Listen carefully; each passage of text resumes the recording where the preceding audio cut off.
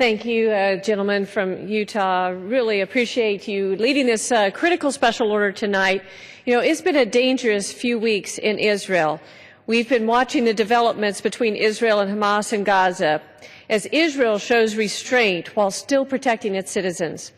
Quite simply, Israel is under siege by a radical faction that displays blatant disregard for its citizens.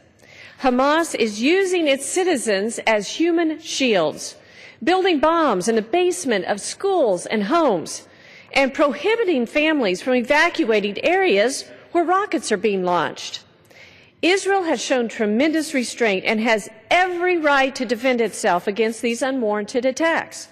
Over 2,000 rockets have been launched into Israel, reaching even Tel Aviv and Jerusalem. Over 80% of the country's citizens have had to huddle in bomb shelters for parts of 3 weeks now. Over 6 million men, women, and children are endangered, yet Israel has agreed to ceasefire after ceasefire.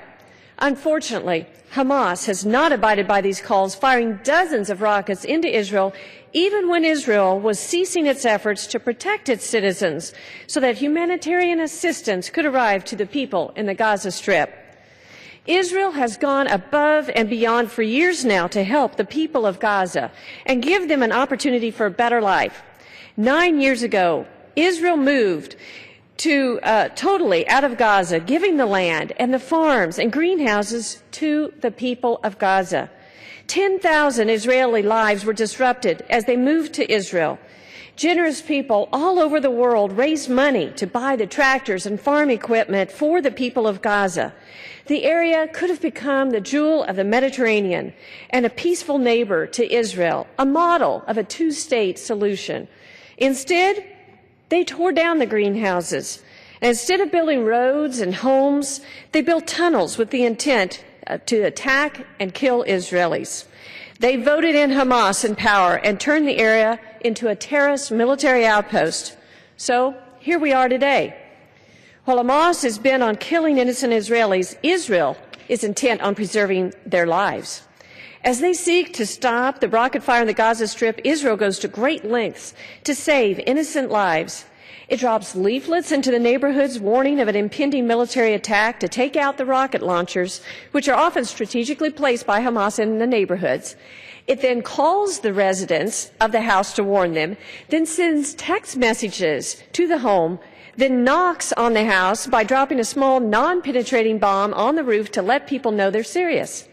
Unfortunately, Hamas has responded by stopping people from fleeing and even forcing them onto the rooftops as human shields.